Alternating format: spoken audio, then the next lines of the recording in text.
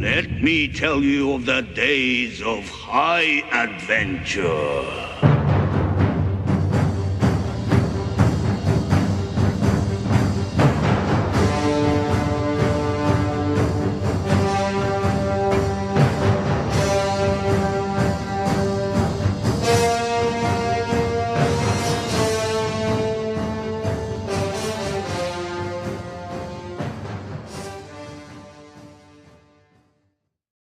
Hey there nation, welcome to the show where we help you to play miniatures wargaming on a budget. It is I, Commander CheapSkate, and we are back with another edition of Warhammer the Golden Age.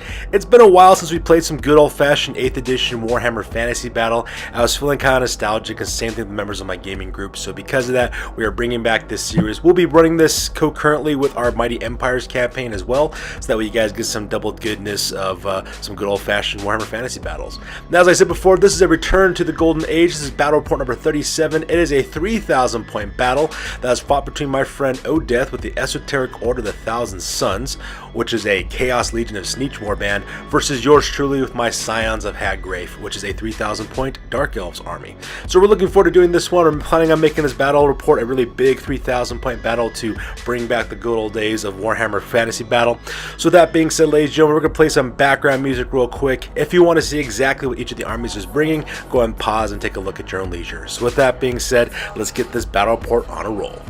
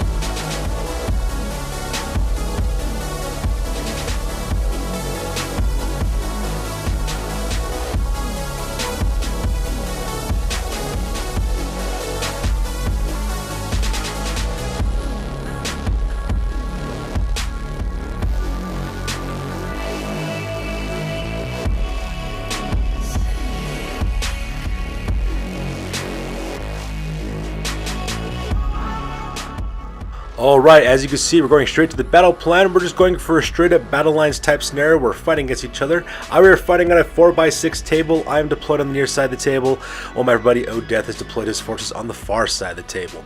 So as you can see, we're pretty much got up with a straight kind of battle line type of formation. I've pretty much divided up my forces into two halves, basically because of the town that's right in the middle of the battlefield. So because of that, I'm going to have to kind of maneuver my forces a little bit around to be a little bit more clever.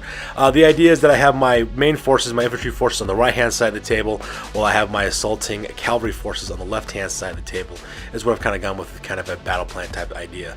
My plan is to draw my enemy towards me. Hopefully he'll go towards my infantry forces, and then I can sweep left with my cavalry forces and try to catch him to a kind of pincer attack, is what I'm kind of going with. At the same time, my opponent's got a pretty heavy left-hand flank. He's got a pretty solid center flank, deployment area, as well as a pretty solid right-hand flank. So I'm just going to try to balance out, mitigate whatever challenges he throws my way by taking it apart with some long-range fire with some magic before we engage in close combat. Pretty much what my goal is to have my Colwyn Knights hopefully charge directly into that unit of infantry across the table, in the middle of the table somewhere, so that way I can engage those guys and defeat them in close combat. That's my major plan, because if I can break his center, I can basically take apart his flanks bit by bit, and that's pretty much the plan I'm going for. At the same time, I plan on taking apart his cavalry, as well as his monsters, my bolt throwers, as well as my repeater crossbows, and of course use my light cavalry guys to kind of like intercept and to you know, kind of march block moves and try to block movement advances from my enemy. The only three other units that are pretty much unengaged, which are my Rathric the Maul, which is my Charybdis, Zervirizel the Broken, my Warhydra, and Marathi. Their job is to be troubleshooters. I'm going to have those guys kind of bounce around the table and kind of deal with threats as they need to. And that's pretty much the battle plan I'm kind of going for on this one. Alright, so now to deployment on the left-hand flank for my Dark Elves. Up in the front I have my Shacklemoor Seers, which are my 5 Doomfire Warlocks. I have Rathrek the Maw, which is my Charybdis on the left-hand side. And right in the middle I got that huge honking unit, the Golden Horde, which is 20 Cold One Knights, led by none other than Malleus Darkblade, who's the general of my army. Because he's running Spite within that unit automatically is cured of stupidity, so they will not need to take stupidity rolls at all during the entire battle. And that is a huge unit, 7 wide, 3 deep. I got my combat character in there as well, and I'm just looking forward to see what kind of pain these guys can bring, because Cold Knights are terrifying, especially if you're facing 20 of them in a huge unit like that. In the center of my table, I have most of my infantry forces. On the left-hand side of my center, I have Virzil the Broken, which is my War Hydra.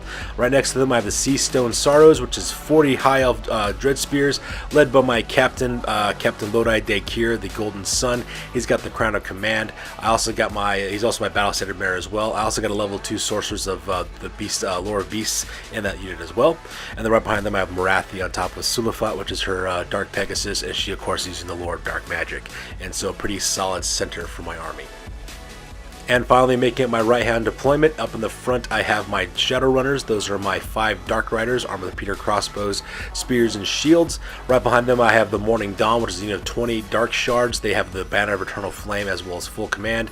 And then behind them I have the Storms of Kos, which are my 2 Reaper Bolt Throwers, and that's just kind of like where my missile troops are located, right on the top of that hill. And that makes up my right-hand deployment.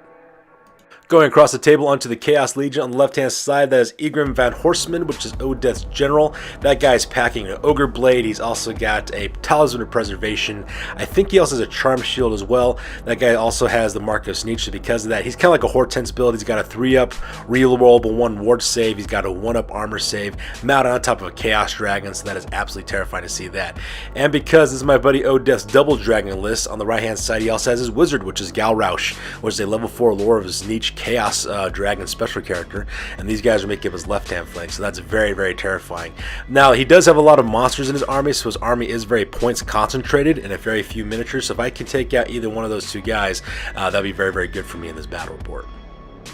In the middle of the table, we have the Stormlords, just a huge honking unit of 30 Chaos Warriors armed with shields and halberds. They also have the Mark of Tzeentch as well, so because that they do get up there, they do get a 6-up ward save, so very, very dangerous.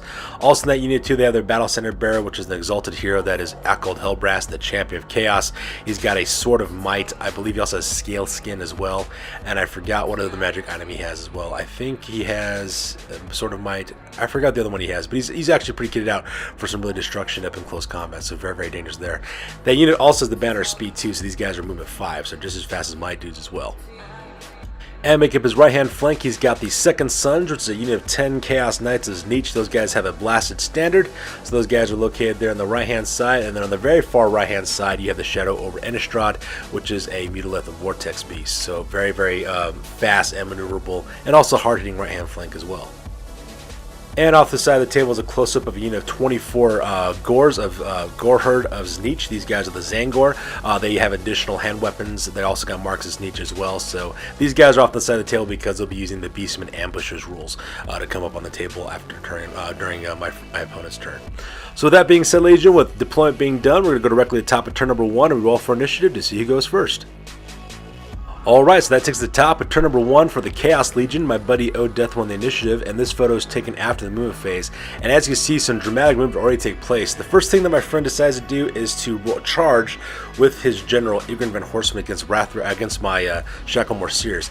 Now, because my guys are light cavalry and they want no part of that, I decided to fleet those guys. They fled back about 10 inches past Rathrek the Maul, and they're right behind him. So he decides to commit his charge anyways, because he doesn't lose his movement phase, and he decides to charge directly into Rathrek the Maul, and he rolls his charge rolls, and he rolls a perfect 12, meaning he goes 24 inches across the battlefield, where Rathrek the Maul is right at the edge of it. And so because he goes right across the battlefield and smashes directly into Rathrek the Maul, so now because of that, my Charybdis is now engaged in close combat with that Chaos Lord on a Chaos Dragon Hortense build, so that's very, very frightening as well. For the rest of the move phase, what he's doing, he just kind of moves up his forces gingerly. First of all, he moves up his Chaos Warriors into like a little position a little bit forward to protect their flanks between those 2 ruined buildings to kind of stare down down the barrel directly at my at my Cold Knights. At the same time, he also maneuvers his Chaos Knights over to the right-hand side between the ruined building as well as the barn, so that way he can kind of maneuver and hopefully take some cover from some long-range fire. Unfortunately, he thought he was within cover distance from my repeated crossbows and my Reaper bolt throwers, but he was actually still in line of sight on those guys, so didn't do much for him. At the same time, he also moves up his Shadow over Innistrad forward a little bit, so that way he can start using his magical spells on that. Now, I've noticed in the back, right behind that ruined building on the left-hand side, he does roll his ambushers rolls for his beastmen, but unfortunately for him, though, he rolled a 1, so I got to choose where his beastmen went, and I just didn't roll away back across the battlefield again. So because of that, they roll up 6 inches right behind those ruins as well. And that pretty much makes up his move phase on this one. Here's a close-up of Igrin Van Horstman charging directly into Rathric the Maw, and I know that the Charybdis is designed to fight monsters, so he does stand a little bit of a chance against that Chaos Dragon, but I'm really worried about that Chaos Lord because he's got a +2 strength weapon, and plus he's got a Hortense build too, so Rathric the Maw does well against monsters, not so much against heroes though, so that's going to be kind of rough to see that. At the same time, you can see Gal Rausch right behind the General there, getting ready to lend some magic support for his army. Here's a close-up of the Stormlords as well as the Zongor getting ready to do what they're going to do, just kind of taking up defensive positions along the ruins and just trying to, stay out of range of being charged at. And here's a close-up of his second sons as well as the Shadow of Innistrad moving up forward gingerly, so that way they can start getting to position to do some charges. So with the move phase over with, we go directly to the magic phase.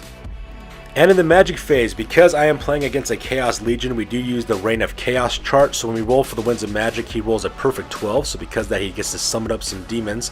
As you can see on the bottom of the screen here, he manages to summon up 7 pink horrors who line up right behind Morathi. So because of that, he's really to charge those guys directly into my Morathi in his next turn, or into the back of my Seastone Sorrows, which could be really bad for me as well. So man, that Reign of Chaos chart is pretty dangerous. For the remainder of the magic phase, Galrash does cast the Blue Fire Sneech, which is a magic missile against my Shacklemore Seers. He does manage to kill one of them, which does cause them to take a panic test, but because these guys are Dark Elves, they really have higher leadership, so because of that, they're not going anywhere, so they kind of stand their ground. So that was it. He does try to cast off Infernal Gateway and Bolt of Change as well. He tries to cast it off onto my Colon Knights, but I was able to dispel those using Morathi, so that part was kind of nice. However, he does cast the Aura of Mutation with his Mutilek Vortex Beast against my Dark Riders. I was unable to stop it because I threw everything I had against the Infernal Gateway. So because of that, he does roll up the ability which causes random mutations to take place on the Dark Riders. He does kill 3 of them in the process of doing so. The other 2 are still left around. They pass their panic checks, so they're not going anywhere either.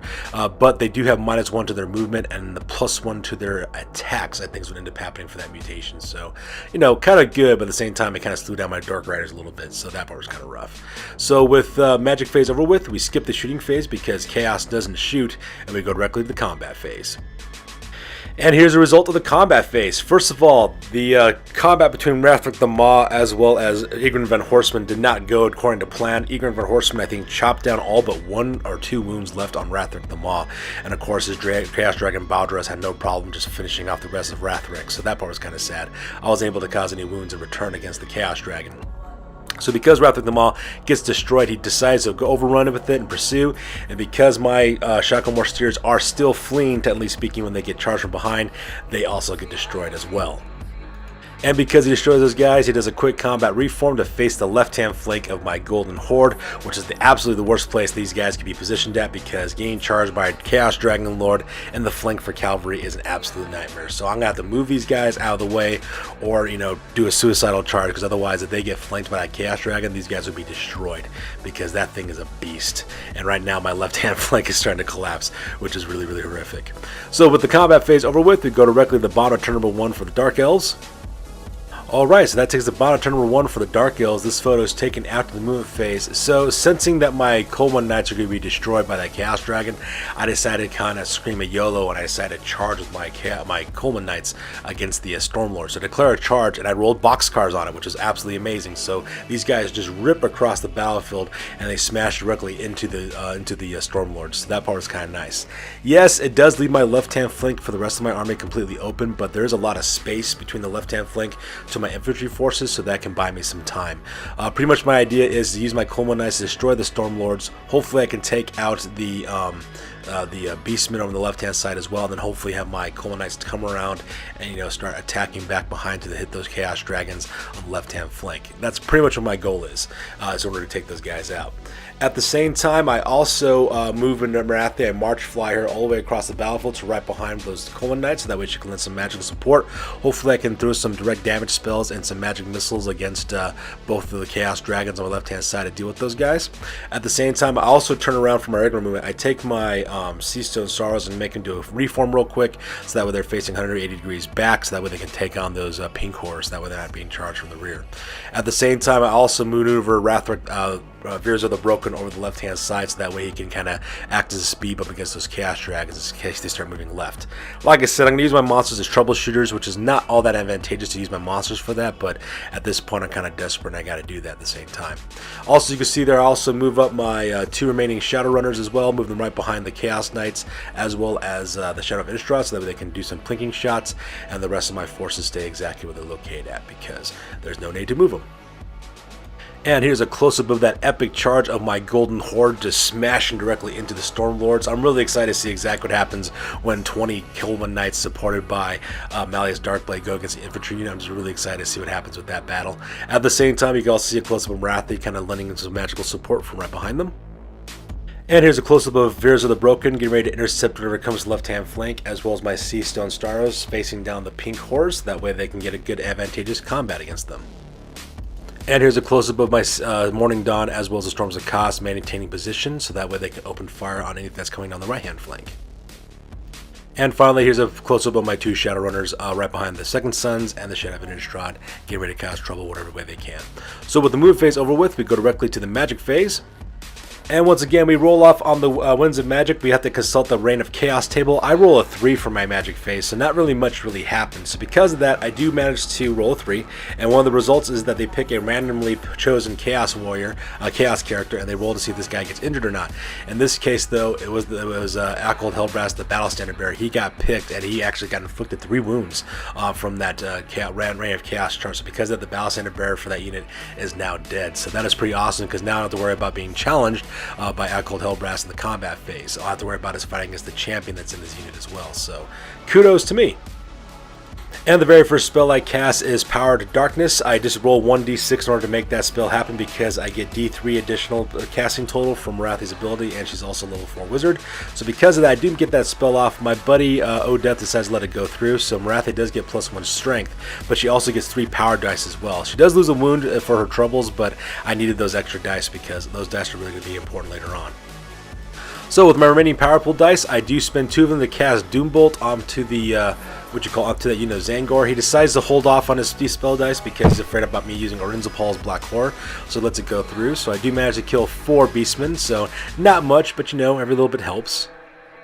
I then take my last 4 remaining power dice and I roll it to roll Orinzapal's Black Horror. I do manage to get it off, and I land it directly the template on top of Galrausch, and he's going to move 40 inches down to the left towards towards Ingrid Van Horstman. So I'm really excited to see that one take place as well. My buddy Odeth did try to dispel it, but unfortunately he just doesn't have enough dice to make it happen. So because of that, Galrausch does have to take a strength test. And unfortunately for my buddy Odeth, he rolled a 6 on the strength test, which is an automatic fail according to the rules, because that Galrausch gets swallowed up by the darkness, being ripped apart by that which cannot be seen and the shadows of Orinzapal's Black Horror. Now, the template does move all the way across the end of the battlefield. It does hit Ingrid Van Horstman, but Ingrid Van Horstman passes the strength test, as well as Baldros, so nothing happened there. But at the same time, though, my opponent's special character goes down into the oblivion, and I just net myself a huge amount of points, and took away my opponent's magic phase for the most part. So that part was pretty epic as well. So with the magic phase over with, we go directly to the shooting phase. And in the shooting phase, I open up with the Morning Dawn, my 2 Shadowrunners, as well as my 2 Bolt Throwers from the Storms of Chaos with multiple shots, and I do manage to cut this unit of Chaos Knights down by 4, so that part is pretty awesome as well. The Blaster Standard did help them to save a couple of saves, so not as many of them died as they could have, because the Blaster Standard did help them with that, but still, 4 more Chaos Knights I don't have to worry about. That is pretty epic. These guys do pass their panic check, so they do stand their ground, so that part was kind of sad. But then again, I'm also fighting against Chaos Warriors, and Chaos Warriors are known for being pretty disciplined for the most part. So with the shooting phase over with, we go directly to the combat phase. And as you can see in the combat phase, it was an absolute slaughter over here between my Golden Horde versus the Stormlords. The Stormlords originally challenged up with the champion because they have to because of the Eye of the Gods special ability. So Mali's Darkblade, of course, responds to it. Mali's Darkblade just curb stomps that Chaos champion and kills him right off the bat. So that was the first thing that happened. Then the normal combat happened, of course, between the regular warriors as well. In the end, I managed to kill, I think it was 16, I think is what ended up happening, including the champion. So 15 Chaos Warriors I managed to chop up with my just the regular lance attacks from my Coleman Knights, as well as attacks from my Cold Ones as well. In return, they're only able to kill 2 of my Coleman Knights in exchange for that. So it's absolute slaughter on this part. So because of that, my opponent does have to take a break check because he just automatically fails unless he rolls double 1. He does roll his first break check. He fails it. I restrain from charging because what I have to do now is redirect my Knights to those Beastmen to take care of those guys. So I do hold my ground and I don't go pursue after those Chaos Warriors. Unfortunately for my friend Death, he rolled like an 11, I think is what he rolled for his flee. So because of that, that unit flees completely off the table, so they're completely gone. At the same time, I do do a quick combat reform with my Coleman Knights, and I angle them in such a way so that way they can charge directly into those Beastmen. Yes, I will send my cavalry through that ruins, but because I have the Ranger standard, I really don't have to worry about taking dangerous terrain tests with a cavalry unit, which I highly suggest because that makes cavalry units extremely deadly. And that pretty much makes the combat phase on this one. So that being said, we go directly to the top of turn number 2 for the Warriors for the Chaos Legion. Alright, so that takes us directly to the top of turn number 2 for the Chaos Legion. This is after the movement phase, and as you can see, some pretty dynamic movement has started to take place on the table. The first thing that my buddy Death decides to do is to charge forward with his Chaos Lord and Chaos Dragon, as well as his second sons. They both manage to make off their charge rolls. They go directly and capture Veers of the Broken and pincer attacks, so that part's kind of rough. At the same time, he also charges up his Pink Hordes directly into the Seastone Sorrows, so now my Spearmen are now entangled. So my backfield of my battle of my army is kind of like in trouble because I have some pretty weak infantry units going up against some pretty strong cavalry as well as monster options as well, so that part's kind of rough. At the same time, he also charges forward with his Zangor directly into my Coleman Knights. I guess he figured that, it's always better to charge cavalry than to be charged by cavalry, so that's exactly what he does. And he also flips around the Shadow of Innistrad in order to focus on my 2 Shadowrunners. And that pretty much takes up his move phase on this one. Here's a close-up of his Zangor charged directly into my Golden Horde. So because of that, these guys would be engaged in close combat during the combat phase. And here's a close-up of his second sons, as well as Ignorant Van Horseman charging into Virgil the Broken, and his Pink Horrors charging directly into the Seastone Sorrows. And finally, here's a close-up of his Shadow of Innistrad going up against my Shadowrunners. Now, when it comes to the magic phase, when you roll for his 6-side, just 2d6 for the magic phase, he does roll Snake Eyes on that part.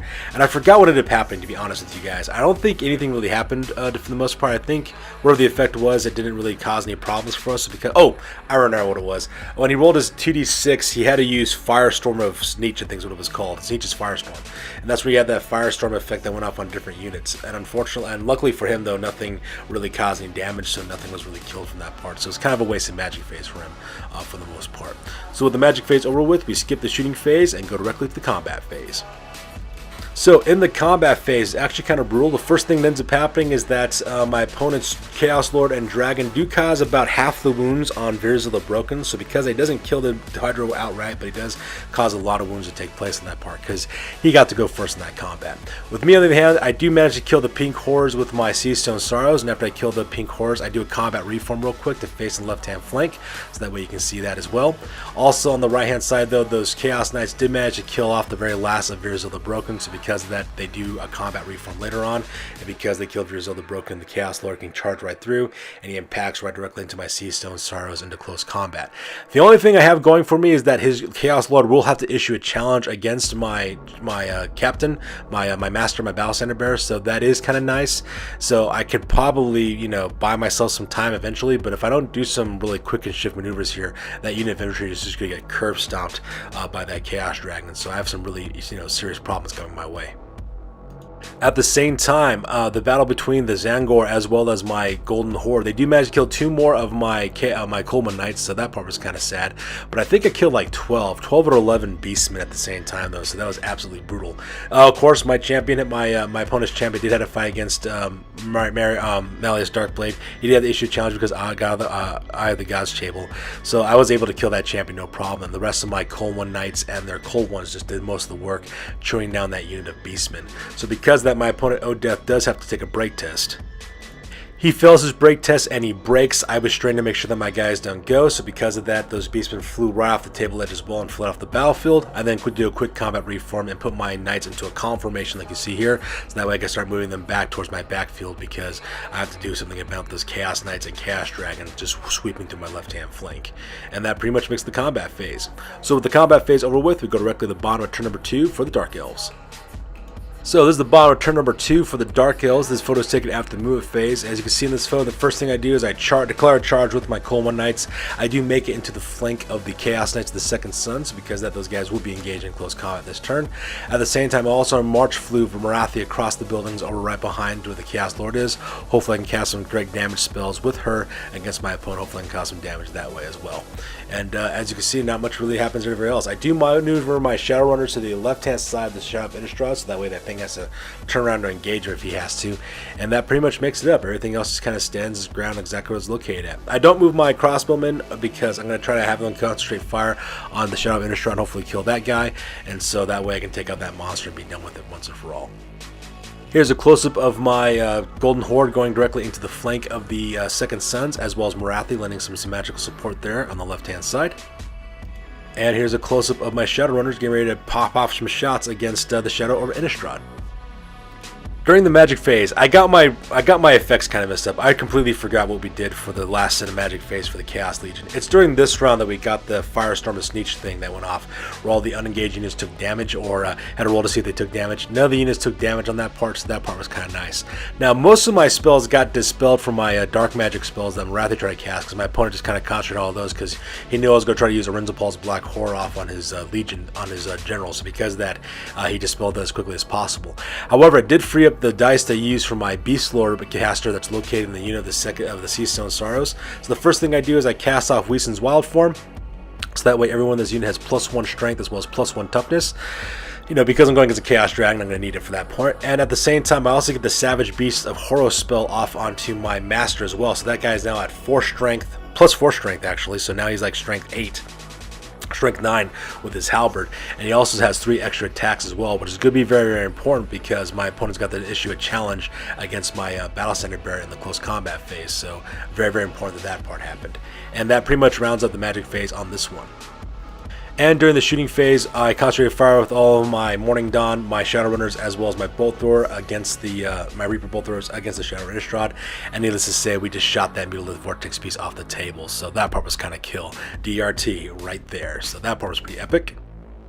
However, in the combat phase, because my master had to go up against his general, they do issue a challenge. I do inflict 1 wound onto the Chaos Lord, so that was kind of pathetic. But, you know, I'm fighting against a Chaos Lord and Hortense build, so what am I supposed to do? He has no problem, of course, killing my master at the same time. So because he kills my character, he has to roll off on the Eye of the Gods chart, and he rolls Snake Eyes at that part, which means that either he gets issued with Stupidity or he turns into a Spawn, depending on his leadership test. So my opponent takes his dice, he rolls for his leadership, and he rolls a 10. Which means he's 1 point over his leadership, which means he's failed his leadership, which results in transforming his character into a Chaos Spawn. So that was absolutely terrible to actually see that happen. That was absolutely demoralizing for my opponent, because right over there you just see these guys just kind of transform into a Spawn and his dragon is completely evaporated, and all I did was manage to kill my Battle Standard Bearer. So that part was kind of sad to see that. And at this point of the battle report, my friend decides to call the game because he realizes he can't really do much with the Chaos Spawn against a huge horde of 39 Dread Spears, and that his Knights aren't going to survive against my Golden Horde, and he's got nothing else, so that just kind of leads to the end of the game. So there it is, ladies and gentlemen, that's the end of the battle report. A lot of Chaos Warriors are dead, a lot of Dark Elves are still alive. It was a very fast-paced, brutal, just, you know, slaughter on this battle report, so that part was kind of cool. You saw some pretty crazy stuff taking place. So with that being said, ladies and gentlemen, we're going to go directly to the After Action report because this battle report is now officially over. Sure, I could have stayed in the past. Could have even been king. But in my own way, I am king. Hail to the king, baby. Alright Nation, that takes directly to the after action report. This is the part of the battle report we talk about what went well, what went poorly, and what we can do for the next time we do battle. This is the after action report for Warhammer the Golden Age battle report number 37, and it ended up being a victory for yours truly. So let's go and talk about the losses real quick. For my losses, I lost Rathric the Maw, Virza the Broken, and the Shacklemore Seers. My buddy Odeth, he lost Galrausch, the Stormlords, the Zangor, as well as the Shadow over Innistrad. In the end, this was a very fast paced and very, very brutal and bloody battle. A lot of crazy things took place in this battle report, especially when it came to charge rolls. We just kind of rolled out of the box for both Odeth and myself as well. And I think that's the reason why this battle report was so deadly and so brutal, because we had units engaging in close combat starting on turn number 1, and usually it's around turn 2 that you start seeing combats, because you kind of spend most of turn 1 just kind of buffing units, hexing units, and just getting units in preparation and maneuver around to charge. But right off the bat, it started going crazy right off the bat on this one. The amount of blood, death, and destruction this combat faces was absolutely amazing to see. One of the things that kind of helped me, I thought, was the Reign of Chaos chart. I thought the Reign of Chaos chart was more of a hindrance, from my opinion, than it was really helping out Odeth. It really hurt a lot of his units. It hurt a lot of things he was trying to do. It killed his battle standard bearer. It just caused a lot of things for him he didn't like, for the most part. So my suggestion for him is he just might want to stick with regular Warriors of Chaos instead of trying to do a Chaos Legion in that part. And speaking of which, killing Galrausch off of the beginning of turn number 1 for me actually won me this game, just hands down. Because Galrausch was dead, he lost his magic phase for the most part, which allowed me to dominate the magic phase for this battle report. And if you're fighting against elves dominating a magic phase is always a bad thing for you. So because of that, it really helped me out. Not to mention the Golden Horde, that huge unit of 20 Coleman Knights led by Malleus Darkblade was a meat grinder. Everything it charged up against, it just chewed through like it wasn't even there. So that part was kind of nice as well. This also kind of reconfirms my ideas that Dark Elves are a good general purpose army. They got excellent shooting, excellent magic, awesome fighting units. So if you're trying to break into 8th edition of Warhammer, I suggest going with Dark Elves. As the end, this was a great game. It was an awesome opponent to go up against, and I'm glad we're doing these good old-fashioned Warhammer Fantasy Battle reports for 8th edition, because it just feels right. You know what I'm saying? It just feels good. Alright, as always, you guys, that's good for this one. Please feel free to comment, like, and or subscribe. Your guys' input is always appreciated. Also, check us out on Facebook, Google+, Blogger, as well as Instagram for all the latest and greatest about the news relating to our hobby. That's good for this one, you guys. You guys stay classy. We'll catch you guys on the flip side. Peace out.